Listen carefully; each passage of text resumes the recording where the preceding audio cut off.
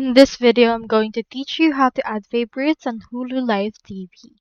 So first, you just need to head over to your Play Store or App Store onto your actual TV and make sure to search for Hulu and then install this particular application.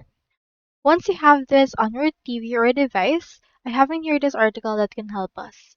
So in order to add channel to your favorites, you just need to head over to your Hulu's main page. Do take note that you need to have an account to access this, and you can find the hubs option above. After that, you can see right here the actual channels option, which is actually A to Z list of channels. You can click on this view all option in order to view all of the channels available. Now, once you're in there, you just need to hover to the channel that you want.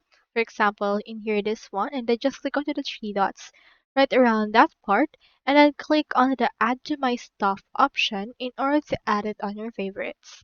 Once you're done with there, you just need to access your favorite channels on My Stuff tab on the top of the screen next to Hubs tabs.